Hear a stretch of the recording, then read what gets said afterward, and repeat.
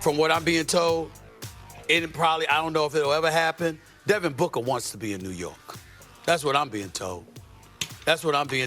Now, he might deny it. I haven't spoken to him. Right. I'm just telling you, the scuttlebutt in the NBA circles is that brother want to be in New York. He want to be in New York.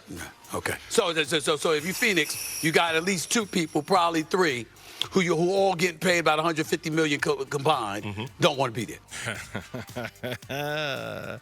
As predictable as the sun rising in the east and setting in the west. I mean, just like right on cue. It's not a surprise. Not that I'm saying it's true. I'm just saying the speculation about Devin Booker's future, the speculation about Kevin Durant's future, which we'll get to in a minute here. Sure. It was as inevitable as the sun rising this morning. It was bound to happen. You lose the way they lost, okay? You get humiliated. You lose 2 games. This team was built to win a championship. They didn't win one playoff game, okay? Matter of fact, the Coyotes have a win. Between the Coyotes and the Suns, the last win was actually the Coyotes. Yes. It's true. It's true. Who was the last team to win a game? The Coyotes or the Suns?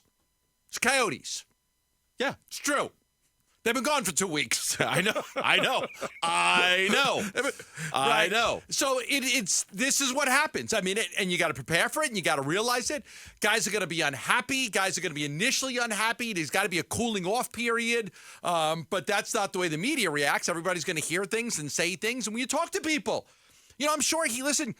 I spent today talking to coaches throughout the leagues, GMs in the league, coaches in the league. What are you hearing? What can you tell me? What do you know? Guys that are close to Vogel, guys that are close to the coaching staff. Just everybody, because I'm trying to gather information and see what people think. And so I'm sure other people are doing the exact same thing. If you got the ability to check with some people. Now, again, is it, Devin Booker has never once given us any indication that he didn't want to be in Phoenix. So until I hear from him, I just don't know that I'm going to believe it. I don't even know if somebody told me that I would believe it. I just don't know because he's just never been that guy. He's always been very loyal to Phoenix. But, I think people could speculate like, man, is Book going to want out? It's fair. You want to speculate on that without saying it? Book wants out. He wants to go to New York because you're a Knicks fan, Steven. You're a Knicks fan. You want him there. You love the Knicks. I get it. Trust me. I'm a Bernard King fan from the like, I get that. But is it fair that people will speculate? Boy, I wonder if KD's going to be unhappy. I wonder if Book's going to want out with all of this. If he believes the window's closed. Sure, it's fair to speculate on that, to question it, but not to say it as a fact. Like, the scuttlebutt in the NBA, he's one out as he wants to go to New. You're saying this, that, hey, you're saying he wants out. Sure. You're on the record saying that he wants out. I just don't know that I could go there unless I really had it from him on that. Yeah, and that's what we're all going to be waiting on. I wouldn't look, this, me. I'm a huge Honkin' Suns fan. All right, I'm not that worried about what Stephen A said today. I'm not. It was expected. It was predictable. The way he phrased it, he kind of danced around the wording a little bit. I'm not that worried that Stephen A. Smith is talking about the scuttlebutt in the NBA. That's no disrespect to Stephen A., even though it sounds like that. I'm just not there yet. I'm not worried about that. Here's more Stephen A. talking about, and listen, he kind of buries the KD stuff. But listen to what Stephen A. had to say about KD here, too. You got Kevin Durant and Bradley Beal both making a $50 million next year. Devin Booker's at 49 plus. That's $150 million that you're obligated. I don't think this team is going to stay together. I think it's entirely possible that Kevin Durant's going to be gone. I'm not ruling anything out right now because this is a disaster. I think it's entirely possible that Kevin Durant is going to be gone. I mean, I listened to 3 minutes of Stephen A. Smith. Yeah. And that's the what. As soon as you heard that, I'm like, oh, really? Huh? What? I think it's more likely they try to run it back, but I would look at it. I would look at it. He's got, like, this extension thing, too, is another thing with Durant. Like, he's eligible for an extension. Listen, people say, oh, Kevin Durant looks old. He is old. Yeah, he's old. He's old. Well, and he is slower. He is older. He doesn't dominate the way he used to. He's still one of the great shot makers in this game. Okay? And I will give him credit because I think he's been a stand-up guy this year. I've liked him more this year than in any other year that I've ever been a fan of the NBA. I've liked him more. I think he after every single game, win or lose, he speaks to the media. He tells you, like, I think he's been really good.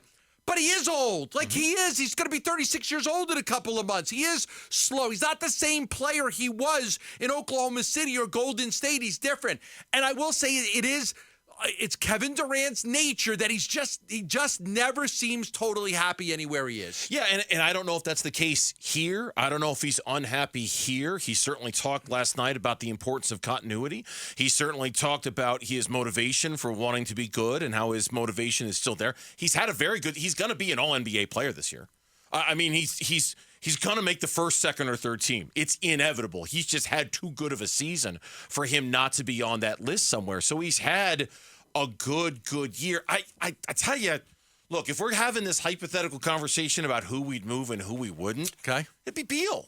It'd be Beal. How hard? But how hard is that? No, I don't think it can because he did not waive. His no-trade clause still stands. And because he still has 3 years left on a deal and because it's $50 million a year, yeah.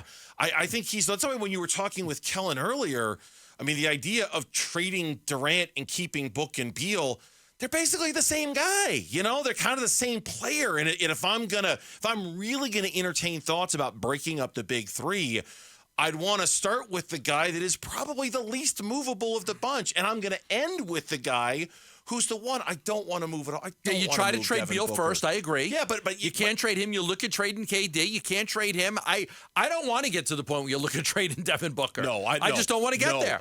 That to me is not on the unless he comes to you and does the pound the fists on the get me out of here. I don't want to be here anymore. Stephen A is right. I can't do this. I'm not trading Devin Booker in 10 million years. He's my guy. He's the franchise's guy. I'm not moving him. But that's where the lack of options really come into play. They just don't have a lot. They don't, because you would like to trade Beal if you could, but you can't because of the contract and the no-trade clause. You don't want anything to do with Devin Booker and moving him somewhere else because he's your guy. Yeah. That leaves you Kevin Durant, and I still think he's good. There would be a limited market for him. I talked to a GM today, said there would be a limited market for him. There would be you could trade Kevin Durant because there are teams that are close that think that he might be second best player, third best player, get you over the hump. So there would be a limited market for Durant if you wanted to trade him. More than likely, they bring all three guys back. They had a point guard. They had a backup center that's better than Drew Eubanks. Where was Drew Eubanks yesterday, by the way? And they get themselves a bigger wing player. Somebody. Now, how do you do that? Because you only have vet minimum contracts. And then the other thing you got to ask yourself, and I didn't put this in my email today, but I do want to ask you this before we break. Last year was a really good year. The Suns were hot. I said this. What I'm hearing around the league is that they are going to be the place to be with vet minimums. How much has that changed? How much do vet minimum guys look at the Suns now and say, I don't really know if I want to be there. I might want to go somewhere else. It's a great point, and I don't know the answer to that, but I'll speculate with my own question. Who's the coach? Who's the coach? Is it Ty Lue? Is it somebody who maybe resonates a little bit more with players in the league than Frank Vogel? Because that to me it's a great point, and I don't know the answer to that question.